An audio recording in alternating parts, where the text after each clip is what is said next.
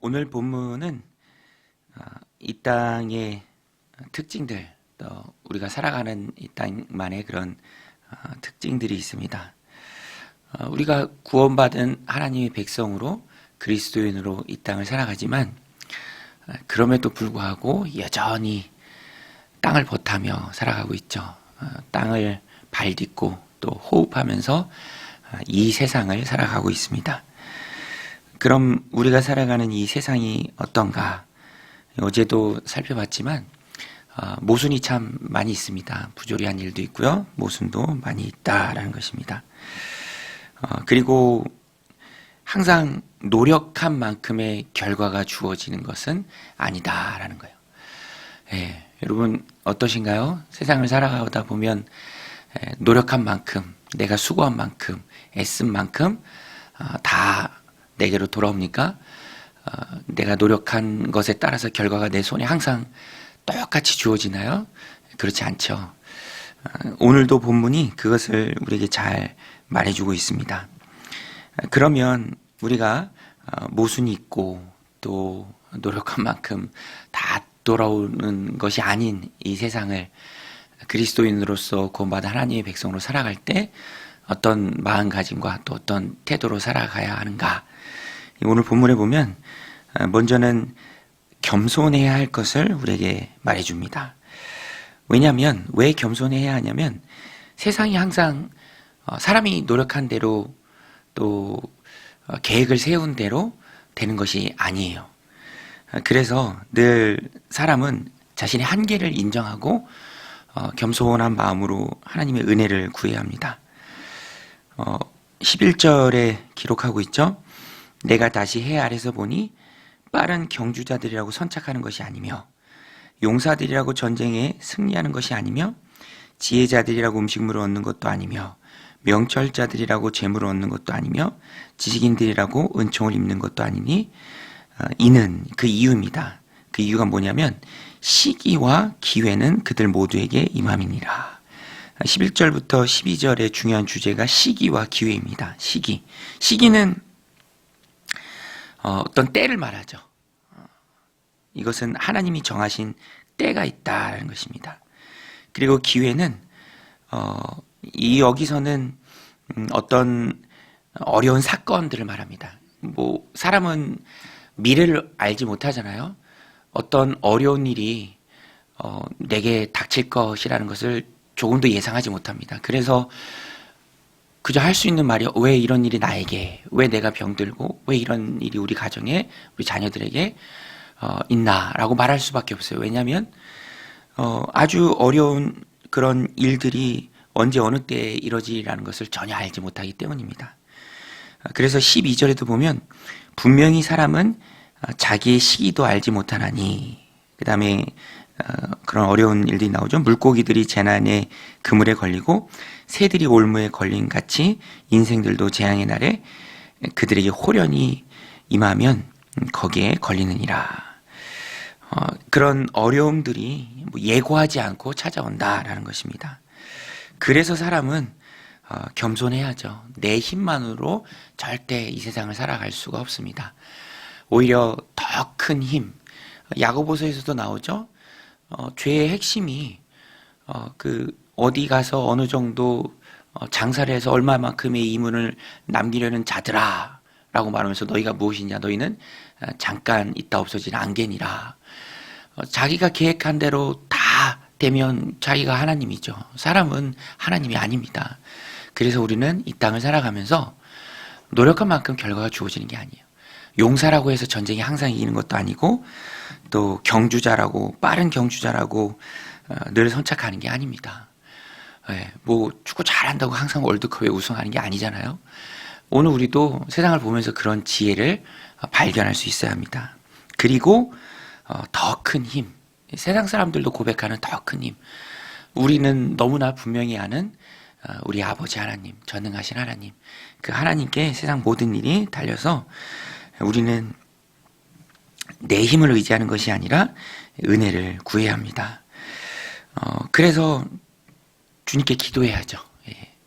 로마서 8장 34절 말씀이죠. 누가 정죄하리요? 죽으실 뿐 아니라 다시 살아나신 이는 예수 그리스도니 그는 하나님 우편에 계신 자요 우리를 위하여 지금도 간구하시는 자니라.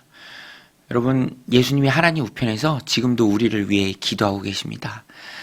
노력한 것에 따라서 결과가 주어지는 것이 아니라 주님이 주시는 은혜로 선한 결과들이 있다라는 거예요. 그리고 주님은, 우리 예수님께서는 지금도 우리를 위해서 기도하고 계십니다. 그러니까 쉽게 얘기하면 우리를 위한 백이 있다라는 것이죠. 주님의 백. 우리 주님이 기도하고 계십니다. 그래서 우리도 주님께 기도해야 합니다. 세상 일이 결과가 노력한 만큼 주어지는 게 아니다라는 것은 은혜로 주어집니다. 내가 생각지도 않았던 어떤 사람을 만나서 조언을 받고 또 막혔던 길이 열리기도 하고 또 어떤 계기가 생기기도 하고 전혀 예상치 못했던 어떤 사람의 귀한 도움을 받기도 하고요. 그런 일들이 참 많이 있죠. 그래서 우리는 늘 겸손해야 합니다. 하나님의 은혜를 구하고 또 기도함으로 하나님 앞에 엎드려야 한다라는 것입니다. 또 두 번째는 세상의 악함을 우리가 인정해야 합니다. 세상은 철저히 겉모습만 봅니다. 오늘 본문 13절부터 16절까지도 거의 마지막 절까지도 동일한 내용입니다. 한 가지 발견한 게 있죠. 13절에 내가 또 해 아래서 지혜를 보고 내가 크게 여긴 것이 이러하니 곧 작고 인구가 많지 아니한 어떤 성읍에 큰 왕이 와서 그것을 에워싸고 큰 흉벽을 쌓고 치고자 할 때에 그 성읍 가운데 가난한 지혜자가 있어서 그의 지혜로 그 성읍을 건진 그것이라. 그러나 그가 가난한 자를 기억하는 사람이 없었도다. 어떤 작은 성읍에 다른 나라의 임금이 와서 성읍을 치려고 합니다. 그냥 그 성읍을 함락시키려고 해요. 그런데 그 어려운 때에 그 저체정명의 위기 순간에 누가 그 성읍을 구하냐면 지혜자가 있습니다. 성읍에 사는 지혜자. 그런데 가난한 지혜자예요. 여하튼 그의 지혜로 성읍을 구합니다. 그런데 그를 후에 금방 잊어버린다라는 거예요. 기억하는 사람이 없다라는 것입니다. 그 이유는 무엇입니까? 오늘 본문이 분명히 얘기하죠. 지혜자이긴 하나 그가 가난했기 때문에 그래요. 그래서 사람들은 그를 기억하지 않습니다. 이것이 바로 편견이 가득한 세상을 말하죠. 지혜자로서 성읍을 구하는 큰 공을 세웠지만 감흥은 없습니다. 왜냐? 그가 가난했기 때문에. 가난한데 뭐가 선한 게 더 있으랴. 사람들이 금방 잊어버린다라는 것입니다. 판단의 주체가 겉모습이고 외모입니다. 철저히 겉모습을 보죠.